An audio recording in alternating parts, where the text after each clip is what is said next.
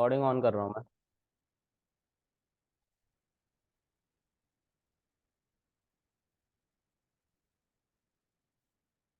Broad categorisation के बारे में सुनते हैं। और उससे भी पहले मैं एक टेक्स्ट फाइल ओपन कर लेता हूँ, इसमें मैं आपको बताता हूँ क्या है। अगर आप लोग 2010 के आसपास कॉलेज पास आउट कर रहे होते, मतलब technical course, BCA, BTech, MCA, computer science, ठीक है, एमसीएस, एमएससी कंप्यूटर साइंस से, तो फाइनल ईयर में और फोर्थ सेमेस्टर में, या सॉरी सेवन्थ सेमेस्टर में, six semester, sorry fifth semester में, you guys have to submit some project, ठीक है। वो प्रोजेक्ट बेसिकली जो होता है, एक वेबसाइट होता है, एआई का प्रोजेक्ट होता है, और बहुत सारी चीजें होती हैं। मतलब वो एक कोड बेस्ड प्रोजेक्ट होता है जिसके बगैर आप कॉलेज नहीं पास आउट हो सकते हैं, ठीक है। Why I'm talking about this? Because I'm also in MCA final year, right? So जैसा मेरा भी अभी प्रोजेक्ट मैंने सबमिट करा है, करा नहीं एक्चुअली, बना लिया है, सबमिट करना है, तो उसमें भी डेटाबेस मुझे कनेक्ट करके एक एआई का प्रोजेक्ट बनाना पड़ा है, ठीक है। अच्छा, तो डेटाबेस काम क्या करता है? डेटाबेस सिंपली हमारे डेटा को स्टोर करता है। अगर मैं एक एप्लीकेशन बना रहा हूँ जिसमें मैंने लेट्स से 2000-3000 लाइन का कोड लिख दी है, ठीक है, तो उस 2000-3000 लाइन के कोड की वजह से मेरा जो एप्लीकेशन है वो लेट्स से 30 MB का हो गया, ऐसा मान लेते हैं। और 2 GB का डेटा उस पर ऐसा है, जो कस्टमर आ रहे हैं, जो लॉगिन रजिस्टर कर रहे हैं, उनका डेटा है, उसी के साथ ऐड कर दो उस कोड के साथ, तो मेरा कोड हैवी हो जाएगा ना, एप्लीकेशन हैवी हो जाएगा। एप्लीकेशन हैवी हो जाएगा तो हो सकता है कि खुलने में टाइम ले, या प्ले स्टोर पे जाए आप डाउनलोड करने के लिए, तो 30 MB का मेरा कोड था, लेकिन 2 GB का बंदों का डेटा है, तो 202 GB और 30 MB का डेटा, एक फाइल डाउनलोड करना पड़ेगा, जिसको इंस्टॉल करोगे तो ये ज्यादा आपका स्पेस लेगा ना रैम पे। तो ये एक खराब प्रैक्टिस है, ये एक अच्छी प्रैक्टिस नहीं है। इस एप्लीकेशन स्लो होगा और कुछ नहीं। आपको जो यूआई यूएक्स कहते हैं, यूजर इंटरफेस, यूजर डिजाइन, वो एक बैड एक्सपीरियंस देगा। Let's talk about two applications. The first one is Zomato and the second one is Swiggy. किसका इंटरफेस आपको अच्छा लगता है? Anyone? Because that is simple, right? Swiggy का वहीं पे थोड़ा सा कॉस्टली भी होता है, and the interface is also not quite good as compare to Zomato. तो यूजर इंटरफेस अच्छा होना चाहिए, दूसरी सर्विसेज अच्छी होनी चाहिए, ठीक है। अगर दोनों अच्छी हैं और कस्टमर के लिए बेनिफिशियल है, तो उस केस में आप उसी एप्लीकेशन को यूज करते हो जो यूजर इंटरफेस वाइज अच्छी है। अगर दोनों का हम कंपेयर कर दे कि दोनों का कस्टमर बेस बहुत अच्छा है, सर्विसेज अच्छी है, एक जैसी है, लेकिन यूजर इंटरफेस स्विगी का खराब है, जोमेटो का अच्छा है, तो जोमेटो का एप्लीकेशन ज्यादा डाउनलोड होगा, ठीक है। क्योंकि कस्टमर डे एंड में ये चाहता है कि मुझे ज्यादा स्ट्रगल ना करना पड़े किसी एप्लीकेशन को सीखने के लिए, सब कुछ सामने हो मेरे, ठीक है। तो एक तो ये बात हो गई कि यूजर एक्सपीरियंस अच्छा होना चाहिए, सब कुछ सामने होना चाहिए, जैसे ऑर्डर का बटन सामने होना चाहिए, ऐड का बटन सामने होना चाहिए, सब कुछ सामने होना चाहिए, राइट? फिल्टर ऊपर में ही होना चाहिए, ठीक है। ये सारी बातें हम कर रहे होते हैं। अच्छा, दूसरा, वो एप्लीकेशन भले ही यूजर इंटरफेस वाइज बहुत अच्छा है, लेकिन यूजर चला ही नहीं पा रहा उसको, या चला रहा है तो दिक्कत हो रही है, मतलब बहुत स्लो काम कर रहा है, हमने एक बटन प्रेस किया तो उसका रिस्पॉन्स बहुत देर में आ रहा है, तो ऐसा एप्लीकेशन भी किसी काम का नहीं होता। इसीलिए एप्लीकेशन को लाइट वेट रखने के लिए हम क्या करते हैं? एप्लीकेशन को लाइट वेट रखने के लिए हम डेटाबेस को अलग रखते हैं हमेशा एप्लीकेशन से। समझ में आ गया? डेटाबेस को हम एप्लीकेशन के साथ नहीं देते, हम डेटाबेस को ऑनलाइन खरीदते हैं और उसको कनेक्ट करते हैं एक दूसरे के साथ, और उसके लिए आता है बीच में एपीआई, एप्लीकेशन प्रोग्राम इंटरफेस। तो पहले समझते हैं कि ये क्या होता है। ये मेरा एक एप्लीकेशन था जिसका नाम क्या है?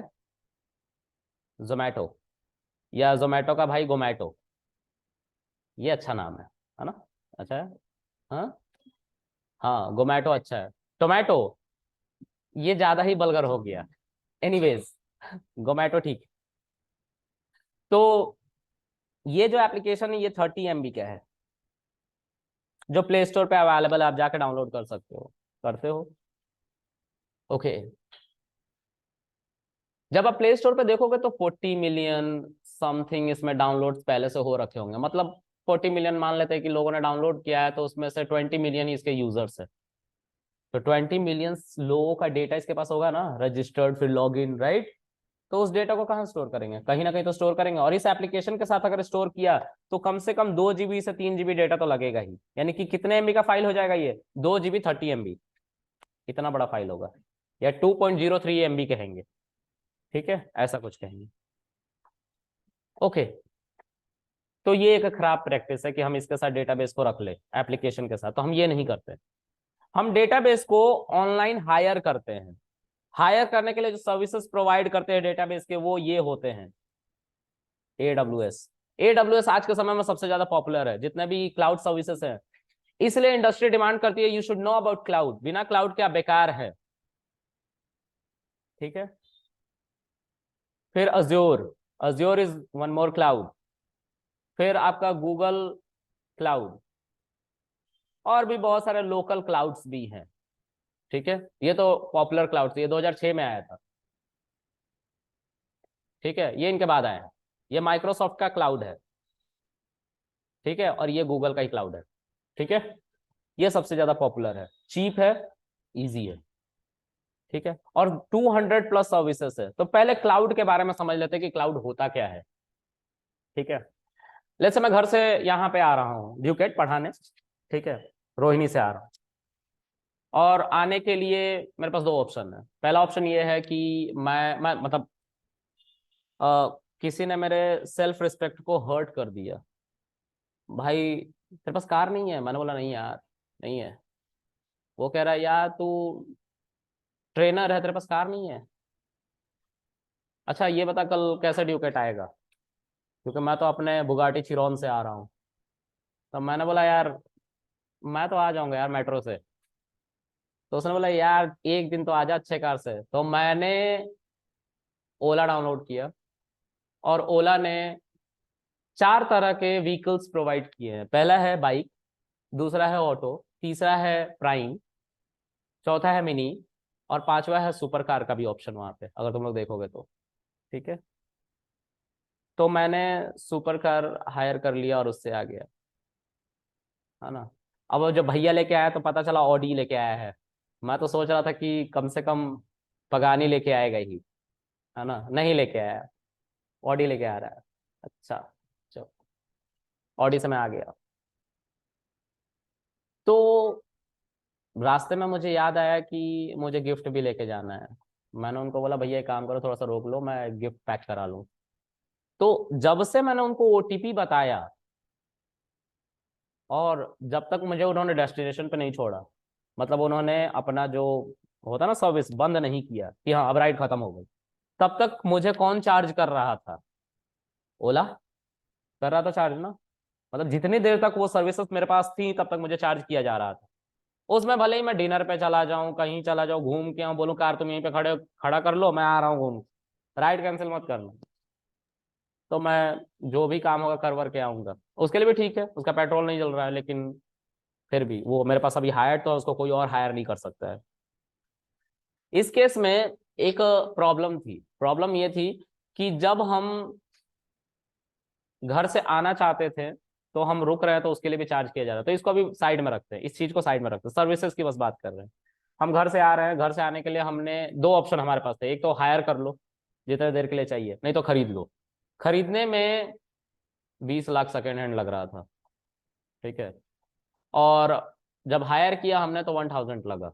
तो कौन सा चीप है, किसको मुझे प्रेफर करना चाहिए? ऑफ कोर्स यही है cloud services.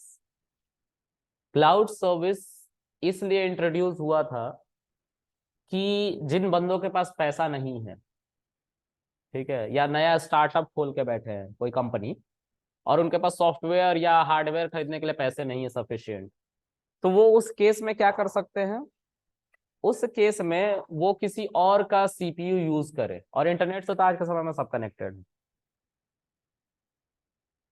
Okay, think about it. ये मेरा ऑफिस है, ठीक है, और मेरा ऑफिस बहुत गरीब है, गरीब है, लेकिन वाईफाई लगा हुआ है। ऐसे ही इसके 4 टेंटिकल्स होते हैं ना। हाँ, वाईफाई लगा पड़ा है, स्पीड भी अच्छी खासी है। मैं AWS क्लाउड पे गया और जाके उसके वेबसाइट पे अपनी सर्विस को एक्टिवेट करवाया, पहले रजिस्टर किया, फिर लॉगिन किया, बोला कि मुझे इतने सर्विसेज चाहिए, क्रेडिट कार्ड का डिटेल मांगा, मैंने दे दिया, फिर उसके बाद सर्विसेज एक्टिवेट करवा ली। इसको क्यों किया? क्योंकि जो मेरे पास अभी काम आया है जिस क्लाइंट का, उस क्लाइंट का काम एक ऐसे पीसी पे होगा जिसमें रैम जो है वो 100 GB चाहिए। अब अगर अगर इस तरह का मैं सीपीयू खरीदने की कोशिश करूं जाके, तो that will be cost me around 10 lakhs, 100 GB RAM वाला। हाँ, तो वो मत समझो कि 8-8 GB वाला लगा लेंगे सर। तो 8-8 GB वाला कितने हो जाएंगे? 12, 13, 13 स्लॉट्स वो मिल जाएंगे, नहीं 2 ही मिलता है। ठीक है।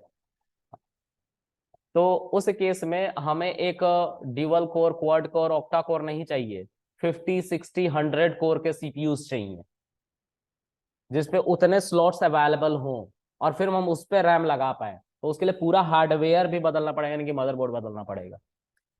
और जितने कोर बढ़ते हैं उतने ज्यादा पावरफुल प्रोसेसर की जरूरत पड़ती है। ठीक है। अब मैंने ऑनलाइन इस चीज को हायर किया, क्योंकि जब मैं गया रैम खरीदने, तो रैम तो मुझे 2-2 हजार का पड़ रहा था, 8-8 GB का, है ना। लेकिन उस रैम से मेरा काम नहीं हो पाता, क्योंकि लगाता कैसे उसको रैम अपने मदरबोर्ड पे तो 2 ही स्लॉट थे, उसके लिए मुझे मदरबोर्ड भी नया लेना पड़ता, और प्रोसेसर भी मुझे 100 कोर वगैरह का लेना पड़ता। ठीक है। तो उससे बचने के लिए जो सुपर कंप्यूटर्स थे ना AWS के पास, उन्होंने बोला भाई हमने सुपर कंप्यूटर बना लिया है, इसको बंद नहीं कर सकते, इसको चलाना ही पड़ेगा। अगर आपको जरूरत है तो आप इसका इस्तेमाल कर सकते हो, क्योंकि हमने जब इसको बनाया था तब हमें जरूरत तो थी इसको पूरा इस्तेमाल करने की, लेकिन अब नहीं पड़ रही है। अब थोड़े से में ही काम हो जाता है, तो बहुत सारा रैम, बहुत सारा स्पेस अवेलेबल है, आप उसको चाहो तो इस्तेमाल कर सकते हो। आप मुझे थोड़ा सा बस उसका रेंट दे देना, और इसी रेंटिंग सिस्टम को कहते हैं क्लाउड। जब आप ऑनलाइन पीसी हायर करते हो ना, और उस पर अपने सारे वर्क को फिनिश करते हो, और उसके आउटपुट को अपने पीसी में मंगवा लेते हो, तो उसी को कहते हैं क्लाउड सर्विस। एक लाइन में अगर डेफिनेशन क्लाउड का बताया जाए, तो पे एज यू यूज, जितना आप यूज करोगे उतना पे करो, यही क्लाउड है। अब उस सिनेरियो में उसका मशीन, यानी कि AWS वालों का मशीन फूक जाए, सड़ जाए, गल जाए, आग लग जाए, आई डोंट केयर, मुझे नहीं फर्क पड़ता। बिल्कुल वैसा समझो कि मैंने ओला वाले को हायर किया, और मैं वहां से यहाँ रोहिणी से यहाँ आ रहा था पीतमपुरा, और रास्ते में उसके 500 की चालान कट गई, लेकिन मेरा जो बिलिंग है 150 रुपए का ही है। तो मुझे नहीं फर्क पड़ता कि तू 500 रुपये कहाँ से देगा। सिंपल बात है ना भाई, वो तेरी प्रॉब्लम है, तू देख। टायर पंचर हो गया तो उसका थोड़ी ना दूंगा तुझे। इसको कहते हैं क्लाउड सर्विस। ठीक है। जितनी जरूरत है उतना दो, और अपना सर्विस लेके जाओ, बाकी उसकी हेडअप, उसकी सरदर्दी। ठीक है। तो 3 तरह के ब्रॉड कैटेगराइजेशन है, IaaS, LaaS और PaaS। Infrastructure as a service, SaaS as a service, platform as a service. मैं इनका एग्जांपल देता हूं आप लोगों को, फिर डेटाबेस पे ही आ रहे हैं, हम डेटाबेस की सारी बातें हो रही है। ठीक है। एक होता ना कहानी कि कैसे सब शुरू हुआ, उसको मैं बता रहा हूं कि पूरा पिक्चर समझ में है कि क्या हो रहा था। तो 3 तरीके के पीसी ऑनलाइन अवेलेबल थे।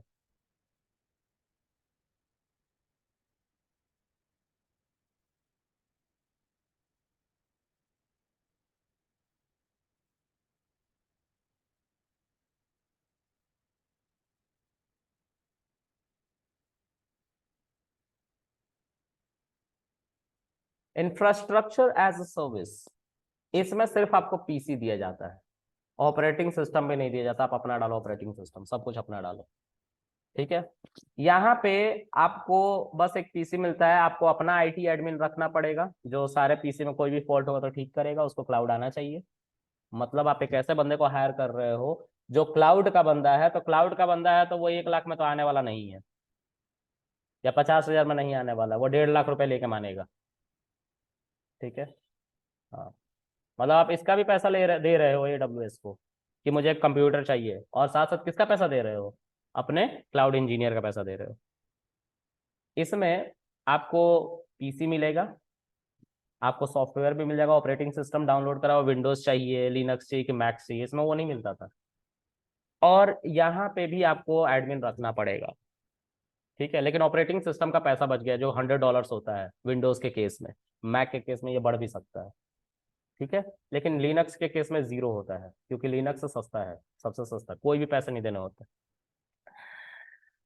For your kind information, companies जो डेवलपर बेस्ड कंपनीज होती हैं, वो उबंटू पे, फिडोरा पे, इन सब पे काम करती है ज्यादातर, क्योंकि $100 पर ईयर कोई नहीं देगा किसी एमएनसी को कि भाई ले जाओ हमारे तरफ से, हमारे डेवलपर जो है वो सुस्त हैं, लिनक्स नहीं सीख पा रहे हैं, ऐसा कोई नहीं बोलता, ठीक है। कंपनीज तुम्हें पैसा ना दे तुम्हारे काम का, ऐसी होती है कंपनीज, ठीक है। तो जिस सिनेरियो में तुम काम करो वहां पे एक ऑलरेडी ऑपरेटिंग सिस्टम अवेलेबल है, तो तुम वो क्यों विंडोज को जाके $100 हर साल देगी, और उनके ऑफिस में कम से कम 500-600 पीसीज तो होंगी, तो उस हिसाब से एक बड़ा अमाउंट होता है, ठीक है, इतना पैसा नहीं देंगे वो। ओके। दूसरा होता है सैस। सैस होता है, इसमें सब कुछ, ऑपरेटिंग सिस्टम, सीपीयू, सब कुछ उनका होता है, क्लाउड इंजीनियर भी उनका होता है। अगर कल को कोई दिक्कत आ रही है, raise your complain AWS cloud के ईमेल आईडी पे, कस्टमर केयर मेल पे, तुरंत रेक्टिफाई होगा। कुछ भी होगा, कोई भी डेटा खराब होगा, वो देखेंगे, तुम्हें उसकी फिक्र नहीं करनी, ठीक है। तुम्हें बस एक विंडो खोल के दे दिया जाएगा, अपना सारा काम करो, आउटपुट निकालो, घर जाओ, ठीक है। तो ये सबसे एक्सपेंसिव होता है। अब सबका एग्जाम्पल तुम्हें बताता हूँ। ये मुझे मान लो कि मेरा पीसी 4 GB रैम वाला है, और जैसा मैंने बोला 100 GB का वो चाहिए मुझे, है ना, रैम। तो यहाँ पे इस केस पे हम IAS को हायर कर लेंगे, और हमारे पास नेटवर्क इंजीनियर है, क्लाउड इंजीनियर है, तब, ठीक है। यहाँ पे पास के केस में क्या होगा, तो इस केस में हमारे पास ऑपरेटिंग सिस्टम हमें ऑलरेडी चाहिए उनके तरफ से, और हमें 100 GB रैम वाला पीसी भी चाहिए, लेकिन हमारा जो सीपीयू है वो भी 4 GB का है, इसी के जैसा है, ठीक है, 4 GB वाला है, जो हैंडल नहीं कर पाएगा इतने कंप्यूटेशन को, तो हम पास को हायर कर लेंगे। इसमें ऑपरेटिंग सिस्टम का पैसा कम देना पड़ता है। अब मान लो $100 तुम दे रहे हो, यहाँ पे कुछ $10 में ही काम हो जाएगा, तो क्यों देंगे, क्यों देंगे। यहाँ पे ये कौन यूज करता है, ये एमएनसीज यूज करती हैं ज्यादातर, क्योंकि जब से कोविड लगा है तब से ये ज्यादा पॉपुलर हो गई हैं। कोविड में ऐसा सिनेरियो हुआ था कि कोई भी बंदा ऑफिस नहीं आ रहा था, तो सबको को एक ऐसा प्लेटफॉर्म चाहिए था जहाँ पे ये जाके कोऑर्डिनेट कर पाए। पहले इस काम को गिटहब करता था, लेकिन क्लाउड ज्यादा इंटरेक्टिव हो गया उनके लिए। गिटहब पे आज भी कोड रखे जाता है, मैं भी अपने कोड गिटहब पे रखता हूँ। जब किसी इंटरव्यू में जाता हूँ, तो मैं गिटहब का लिंक अपने रेज्यूमे में दे के भेजता हूँ कि भाई तू मेरा कोड वहां से देख ले। वो मुझसे पूछता है कि have you done any project on this और दैट, मैं बोलता हूँ गिटहब देख लो, उसमें है, ठीक है। अच्छा, और सैस, आप लोग फेसबुक चलाते हो, इंस्टाग्राम चलाते हो, सैस बेस्ड एप्लीकेशन है वो। मतलब आपको सिर्फ यूजर आईडी पासवर्ड दे दिया जाता है, लॉगिन करो, काम करो, खत्म करो, ठीक है, समझ में आ रहा है। तो ये सैस के एप्लीकेशन है। अब मैंने इतने सारे चीज़ों की बात करी, इसमें हमने क्लाउड की बात करी, और क्लाउड के अंदर था डेटाबेस। क्लाउड के अंदर भी हम बकेट बनाते हैं, S3 बकेट, जिसको डेटाबेस की तरह यूज करते हैं। बट फिर से हम पुराने वाले ट्रेंड में आएंगे। Oh sorry, my bad. आप लोगों को बहुत बेसिक से पढ़ना है इसको, तो मैं अब इसके आगे नहीं बढ़ सकता। मैंने आपको क्लाउड बताना था क्योंकि क्लाउड की नॉलेज जरूरी होती है। एक होता है ना, स्पार्क लगा दो बाद में तुम लोग सीख जाओगे, तो ऐसा कुछ था। मैं हर क्लास में बताता हूँ, तो तुम्हें भी बता दिया कि क्लाउड बहुत इंपॉर्टेंट है, बिना क्लाउड के तुम जीरो हो, ठीक है।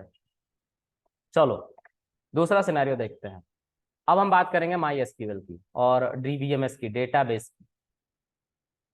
डेटाबेस जो होते हैं वो 2010 से पहले, माइक्रोसॉफ्ट को सब जानते हो, माइक्रोसॉफ्ट का MS एक्सेस के बारे में कौन जानता है, MS एक्सेस कोई नहीं जानता। माइक्रोसॉफ्ट ऑफिस था ना जो MS ऑफिस, उसके अंदर कुछ 6 से 7 एप्लीकेशंस आते थे इंटरनली, जिसमें माइक्रोसॉफ्ट पावर पॉइंट होता था, एक्सेल होता था, और क्या होता था, वर्ड होता था, है ना। तो उसके अंदर MS एक्सेस भी होता था। MS एक्सेस डेटाबेस की तरह काम करता था। इसमें एक टेबल होता था, और उस टेबल में रो की फॉर्म में, मतलब एक टेबल ही होता था ऐसे, ठीक है। लेकिन इसको ऐसा लिखना ठीक नहीं है, तो मान लो अभी थोड़ी देर के लिए